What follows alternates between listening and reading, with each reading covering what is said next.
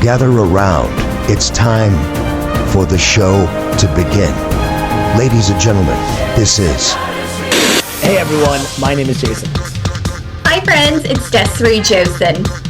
All right, there were so many matches this year that were just too much. So this won't be a shocker because we've had a handful of really awesome matches that we just can't stop talking about. How many times have these guys fought? Like it's been quite a bit. I've been saying this all year. They're just so great to watch. We saw the heel turn coming, and then when it happened, nice and bloody, both dramatic and beautiful.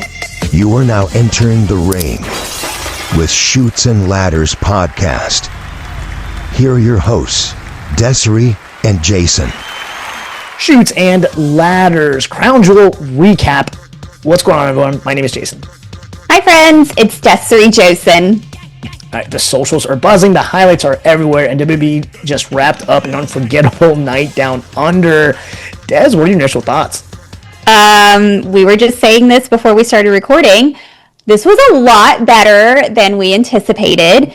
Not knocking them, but, this really surprised us. It surprised me personally, where I was like, whoa, I'm actually enjoying everything that I'm watching. So, yeah, it was pretty damn good. 100%. And let's start off with the chaos. The Australian street fight. Roman Reigns and Tribal Chief back in full force, taking on the hometown powerhouse, Bronson Reed, with the crowd firmly in his corner. There were tables, chairs, and a wild brawl throughout the arena. Des, what did you think of this one? What's your grade? In our predictions episode, we did mention, about them throwing in another native Australian into the mix for the card. So I'm glad that they did throw in Bronson Reed. With what was, expected, I knew because he is a hometown guy, even though he's not liked very much. And with Roman being in and out a lot, I was like, it's got to be Bronson who's going to win. But with that being said, it wasn't terrible. It really put Bronson over, I feel, especially with Roman. That was a huge compliment to him, to say the least. And then, with, of course, Braun Breaker coming in. And what I thought was really funny, there was a spot where Roman was pulling out stuff from underneath the ring, and then he threw like one of those rugby balls, and it hit the rope, and it bounced back at him and hit him. But... besides that, with, the very ending, got me too, with the Usos coming out and him saying, I love you, but I don't want to see you until Christmas, made me laugh. But yeah, this one, I feel like it was the one that I already knew what was going to happen from the beginning. So it wasn't terrible. It was actually pretty entertaining. So you know what? I'm going to give it a B. It wasn't terrible. Yeah, I think it was a great way to kind of open up the show. Just like you said, obviously he's a hometown guy. This is probably his most signature win so far, right? especially and they're obviously starting to giving him a push, which makes things a little interesting. So yeah. I actually thought this was smart creatively. You know what? I'm going to be a little nicer. I'm going to give it an A- just because I thought that there was so much. It was a brutal emotional war that delivered in every way. So I kind of liked it, especially to open up the card. Yeah, wasn't terrible. All right, next up is the Women's Crown Jewel Championship. Tiffany Stratton challenging the reigning champ, Stephanie Vaquer. Tiffany brought her athleticism and show-stealing flair, but Vaquer's technical position and ring IQ made the difference. Des, the women went all out here. What's your take and what's your grade?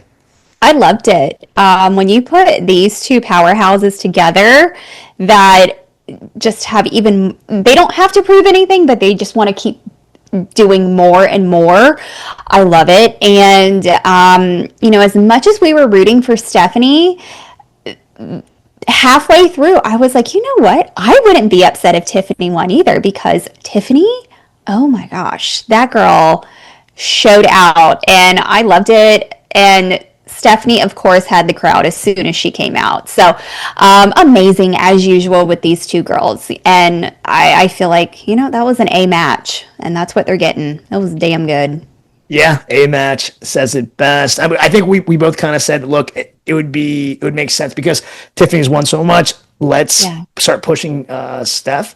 And they did. But you know what? I wouldn't have been upset with either one of them winning. But I could see both these ladies headlining WrestleMania, and that would be, and it's well deserved at this point.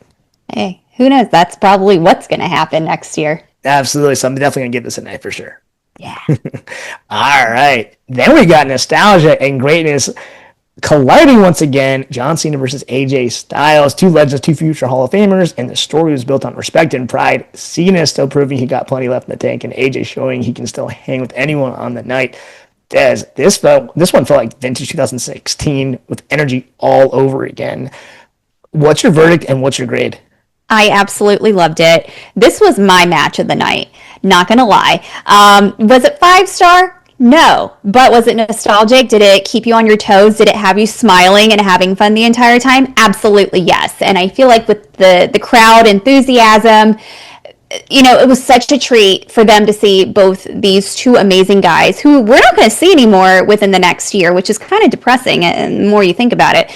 But damn, did they put on a show. I loved how they did different finishers and their nods to each other, and John Cena pulling out everything like an RKO, trying to do the punt and everything. I loved it.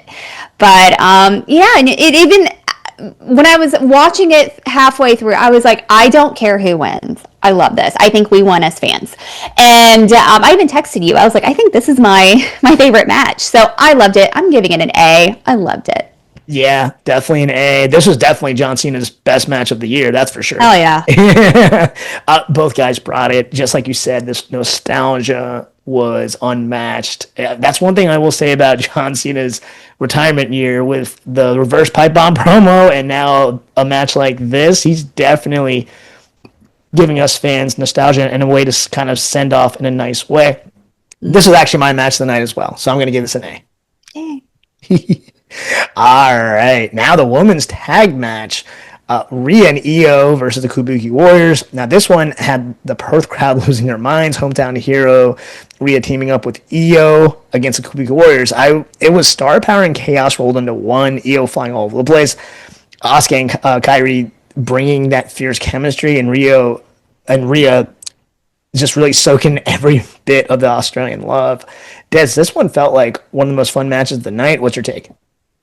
I absolutely loved this. And I actually thought that they were going to let her close the show, which, I mean, it would have been totally fine with me. But I know you just said Rio, and I loved how Rhea had their name on her cheek, and that was just the most darling thing ever. But I absolutely love Io and Rhea. So, of course, with Rhea being the absolute best thing that came out of Australia, she got the biggest pop. But what I love about her is her partnership with Io and how she also made things about Io. Like, Io was the one with the pin. Io was also a star too. But with those Kabuki Warriors, those girls, I tell ya, they make really good heels, especially Asuka, and I'm glad she got her Asuka kicked. And but I loved it. This was a really great show. I feel like this feud is going to go on even longer, and I hope it does. Amazing, 5-star to me. I loved it. It was so much fun. I'll give it an A. Yeah, I'm going to give this an A. Listen, Rhea got her moment, and the fans are never going to forget this. The only slight tweak I have, I wish Rhea got the actual pin, but that's kind of irrelevant because both those ladies are amazing. I'm kind of with you. These are my two favorite ladies right now wrestling. So, yeah, this was just a fun match. I think we kind of expected them to win, but it was still fun. I don't care if it's predictable or not. Sometimes it's okay to be predictable, especially with the hometown crowd like that. Yep.